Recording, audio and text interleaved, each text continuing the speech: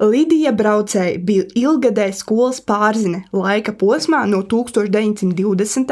līdz 1945. gadam, vēlāk skolotāja un internāta audzinātāja.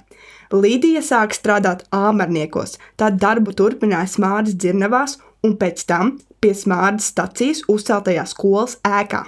Lidija vadīja arī teātra pulciņu, tika iestudēts Annas Brigaderes lugas, Kasprīdītis, Maija un Paija un citas, kas iegājuši vēsturē ar plašo vērienu un pašu skolēnu glaznotām dekorācijām. Viņa iesaistījusies arī folkloras vākšanā, nosūtot krātuvei nostāstus, skaitāmpantus un ziņģi. Lidija dzimusi Tukuma galdnieka Johana Pētersona un Katarīnas ģimenē. Pēc mājas skolotājas tiesību iegūšanas 4 gadus nostrādāja privātskolās, tad devās uz Pēterburgu, kur mācījās pedagoģiskajā institūtā un strādāja par vācu valodas skolotāju. Pēterburgā mācījās arī Fricis Braucējs, kurš kļuva par Lidijas dzīvesbiedru.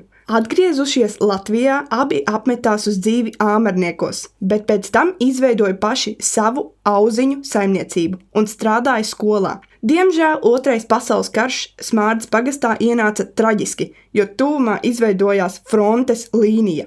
Skolotājs Fricis Braucējs, pļaujot miežu savā saimniecībā, no uzlidojuma laikā gūtajiem ievainojumiem gāja bojā. Savukārt Lidijai sašķobījās veselība. Par spīti pārdzīvojumiem viņa turpināja darbu, glābjot skolas mantu no iznīcības, kas viņai izdevās. Ir ziņas, ka Lidija kategoriski atteicās atdot kādam vācu karavīram skolas klavieres, un tās pēc tam nokalpoja visu vecās skolas darbības laiku. Kara noslēguma posmā skola uz gadu bija slēgta, bet pēc tam Lidija Braucēja darbu skolas pārzines amatā beidza. Viņa vairāk nekā 10 gadus turpināja strādāt kā skolotāja, tad vēl 8 gadus kā internāta audzinātāja.